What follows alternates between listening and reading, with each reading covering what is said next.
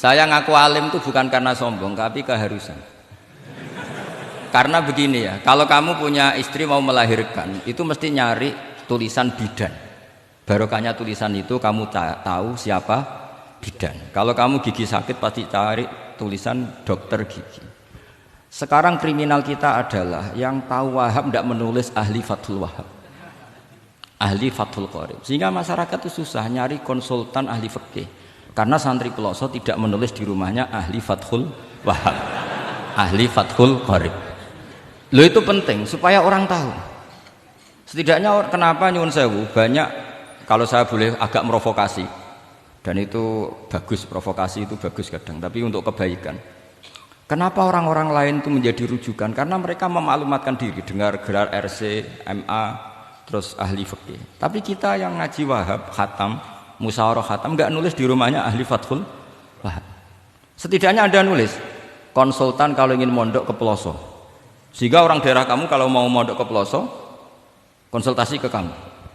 Tapi kita terlalu adab.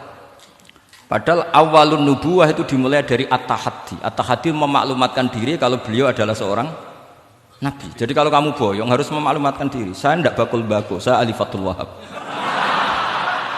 Lah ini khataman Fathul Wahab cerita bako.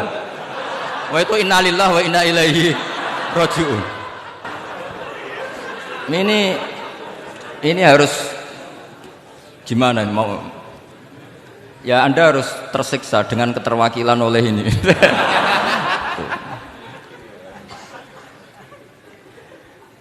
Saya ini baca kitab banyak sekali, termasuk kitab Ithaf.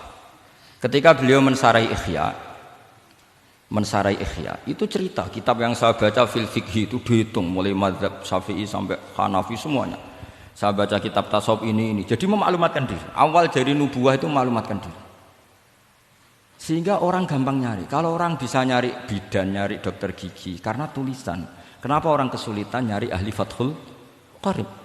Kalau kamu ahli konflik tulis saja konsultan spesial cerai karena pengalaman pernah cerai, tulis saja. Kalau ahli jomblo tulis saja ahli perjodohan. Supaya orang tahu keahlian kamu di mana. Saya di Jogja memaklumatkan diri, saya bisa baca Wahab, saya bisa baca Bukhari, saya bisa. Bukan dalam konteks sombong, karena kebutuhan umat yang ingin tatap bu'u athari Rasulillah, mencari-cari athari Rasulillah itu terpenuhi. Yaitu dengan ngaji orang yang ahli. Tunjukkan kalau baca kamu benar dan sebagai solusi umat. Umat ini punya problem banyak. Dan kamu mengajar dengan manhaj yang jadi solusi, yang jadi solutif, yang bisa jadi jalan keluar. Tapi kita enggak, santri itu banyak keluar dari pondok, tapi karena miskin, sudah dari mbahnya bapaknya memang sudah miskin ya. Terus atas nama humul, atas nama ikhlas, terus sering menyembunyikan diri. Menyembunyikan diri, pura-pura ada alim, memang sebetulnya ada alim juga kadang itu. Akhirnya terus orang sampai enggak tahu kalau itu alumni pondok. Tapi ketika ada orang konsultasi sama pihak lain, mereka tersinggung karena kok gak ke dia? Mau ke dia gimana? Nggak ada tulisannya, nggak ada potongannya. Malah tadi cerita mbako segala itu kan apa ya? Nah, saya ingin kembali lagi. Saya punya teks hadis yang riwayatnya seperti ini. Meskipun hadis itu misalnya dhaif, banyak aditnya, banyak penguatnya. Idza zuharatil bid'ah wal fitan. Sebagian ada tambahan wasubba ashabi. Fal yudhiril alim ilmahu. Orang alim harus menampakkan kealimannya.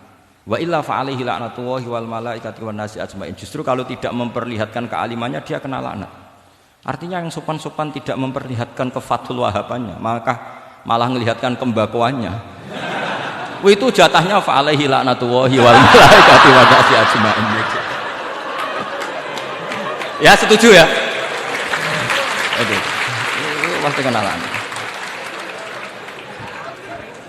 Coba betapa tersiksanya Syekh Zakaria Al-An. Tadi itu mulai ngomong tuh nggak pernah menyebut Syekh Zakaria Al-Ansori. Kayak apa tersiksa? Kitabku dikaji nyebut jenengku era gelem gitu. Padahal Syekh Zakaria Al-Ansori syarat menjadi orang alim seperti dari sekian tarjamah, istilahnya dalam bahasa Arab terbaru itu tarjamah itu Syekhul Islam Syekh Zakaria Al-Ansori. Itu saya pilih yang dari kitab Manhajus Sawi karanya Habib Zain bin Smith. Itu dari sekian manaqib yang saya baca di Sulaiman Al-Jamal di mana-mana paling menarik itu. Syaratnya jadi orang alim itu dua, punya guru alim, punya murid alim. Karena Anda akan tersiksa. sangat-sangat tersiksa. Ngaji sama gurunya takut disuruh baca, gurunya alim, mau ngorek ya meriang muridnya alim. Itu yang dialami Syekh Zakaria Al-Ansori. Sehingga beliau ngendikan duqiqtu baina hajaroini. Saya ini ditempa dua batu, cara Jawa digebek dua batu. Mau ngaji ya takut karena gurunya alim alamah yaitu pengarang Fathul Bari Ibnu Hajar Al-Asqalani. Mau mulang ya meriang mergo di murid alim alamah jenenge Ibnu Hajar Al-Haytami. Dadi aku sampai ngaji ya persiapan, sampai mulang ya persiapan. Kayak apa susahnya jadi Syekh Zakaria Al-Ansori, mau ngaji setoran ya persiapan, mau ngajar persiapan. Makanya kata Mbah Mun, syarat utama ulama itu harus punya murid alim. Saya pernah didhawuhi Mbah Mun, aku muga gak di anak Gus Najib itu Gus Najib. Saya juga izin jadi kiai. Karena syaratnya jadi kiai itu udah anak alim di murid alim. Izin enggak jadi kiai ras sukses juga tak perlu. Makanya saya ketika kecelok alim itu senangnya bukan main beliau. Karena terpenuhi status tadi. Nah ini kalau khataman Fathul Wahab terus bakas baku ini. Ini roh Kiai Jazuli tersiksa ini gimana? Ini gimana ini sini? Kalau ukurannya kan gampang, moderator kan dipilih yang paling baik. Setidaknya ngomongnya lah. Kalau tidak ilmunya ya ngomongnya. Terus Anda terwakili oleh orang yang enggak jelas. Enggak, saya gojlok ini enggak dosa. Karena kalau betul saya ini dosa karena ngerasani orang, berarti jadi kafarah dosanya dia. Soal saya kan amalnya sudah banyak, aman. Aman, jadi nanti. Jadi kalau jatah hasanah saya harus diminta dia, tak kasih aja. Gampang. Masih surplus banyak. Ya, masih surplus, masih banyak. Kan orang itu kalau baca Quran satu huruf itu dapat 10 kebaikan. Saya ini hafal Quran, sudah gak terhitung itu sudah. Itu untuk kamu tak saati satu huruf cukup nanti